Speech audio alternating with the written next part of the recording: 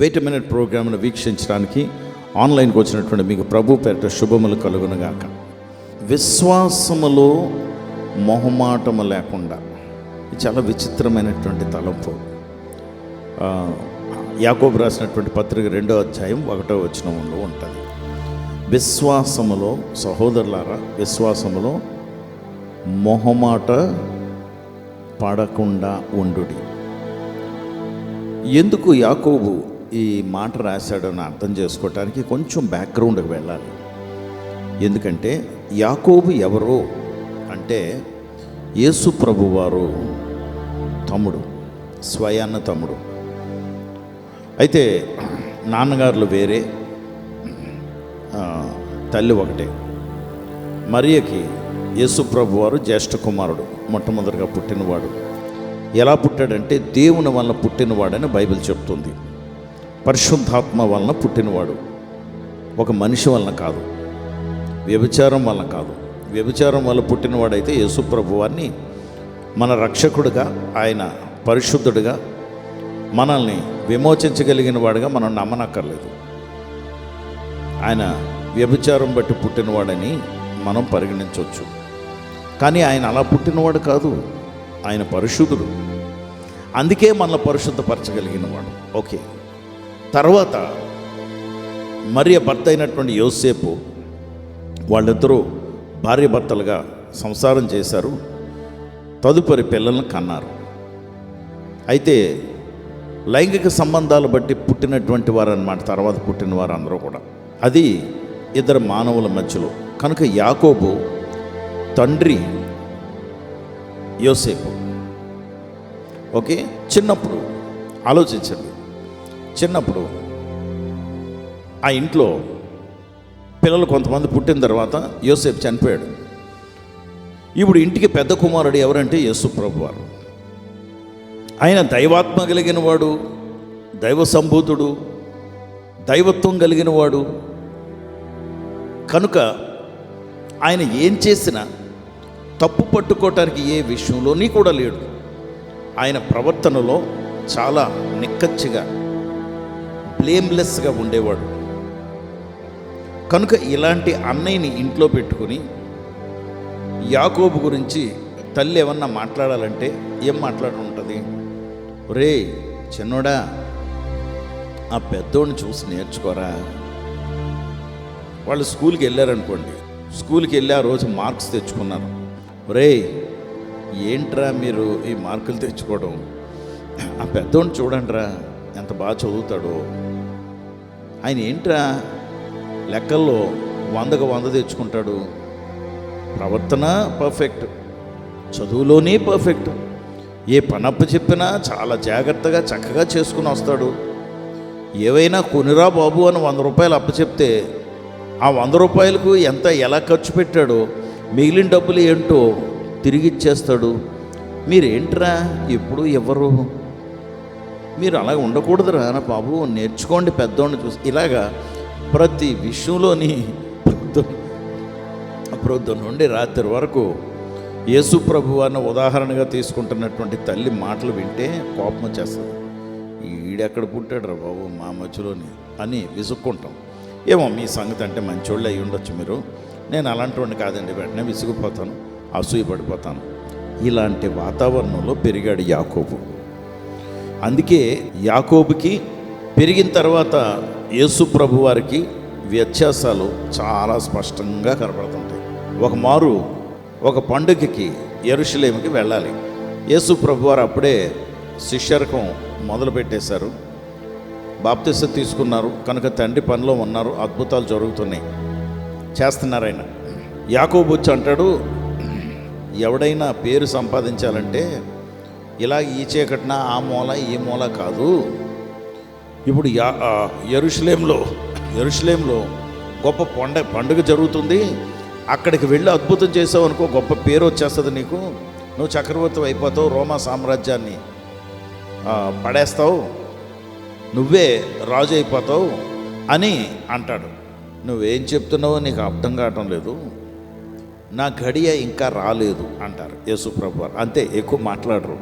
అంటే యాకోబు ఏమనుకుంటున్నాడంటే ఇలాంటి అద్భుతాలు చేస్తే పేరు వస్తుంది కదా, ఎందుకు పేరు సంపాదించుకోకూడదు అంటే పేరు సంపాదించుకునే ప్రక్రియలో యాకోబు ఆలోచిస్తున్నాడు. తండ్రి చిత్తాన్ని నెరవేర్చాలి అని ఆలోచిస్తున్నాడు యేసు ప్రభువు. వ్యత్యాసాలు చూడండి.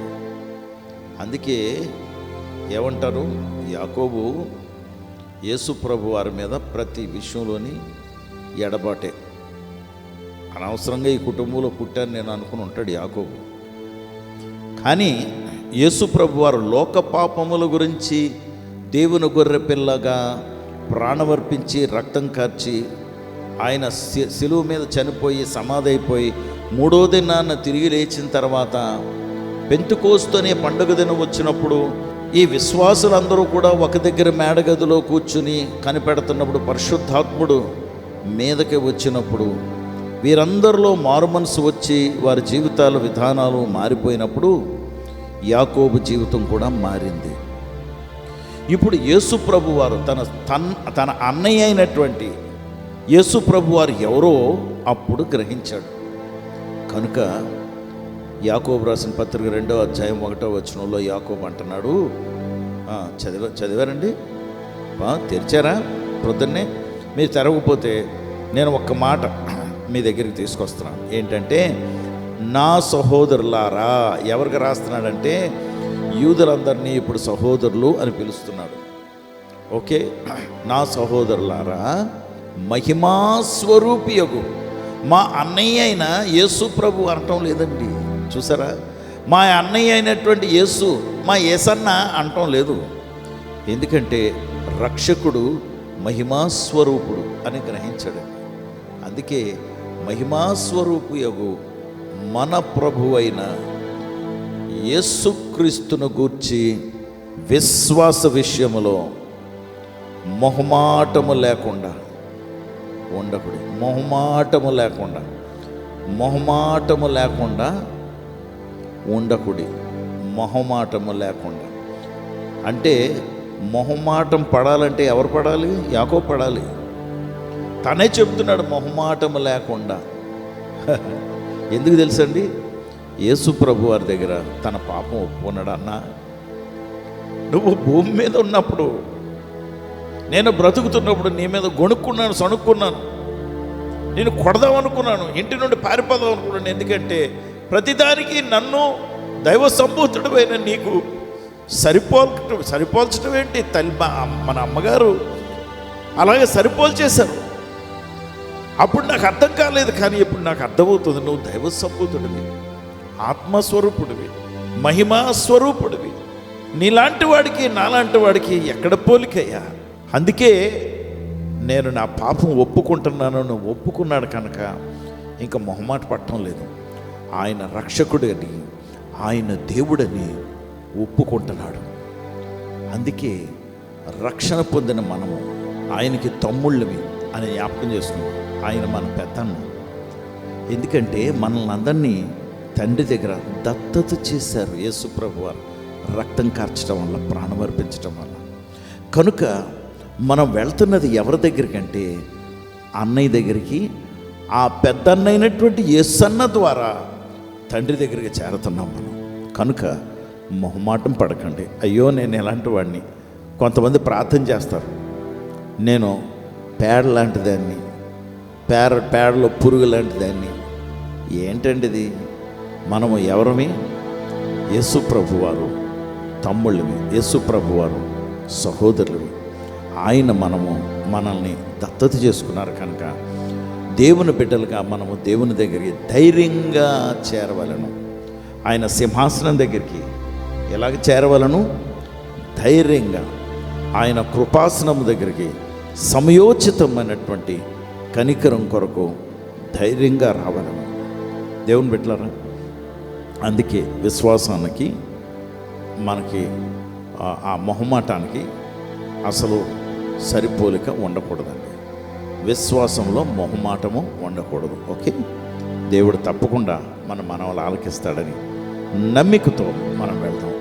పరిశుద్ధ ప్రభా, నీకు వందనాలు, స్తోత్రాలు. ఈ ఉదయం నైనా నీ బిడ్డల గురించి ప్రార్థన చేస్తున్నాను.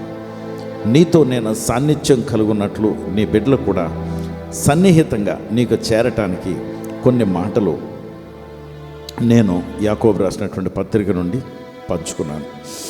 వారిని విశ్వాసంలో ఎదిగింపచేయమని, మేము ఎవరి దగ్గరికి అప్రోచ్ అవుతున్నామో, ఎవరిని సమీపిస్తున్నామో అని జ్ఞాపకం చేసుకుంటూ, ఎవరి ద్వారా దేవుడి దగ్గరకు వస్తున్నామో అని జ్ఞాపకం చేసుకుంటూ, మీ రక్తాన్ని ఆశ్రయిస్తూ మా మీద ఈ ఉదయం మీ రక్తాన్ని చిలకరించి మమ్మల్ని చేర్చుకోమని యేసు నామములో ప్రార్థించి వేడుకొంచున్నాం తండ్రి.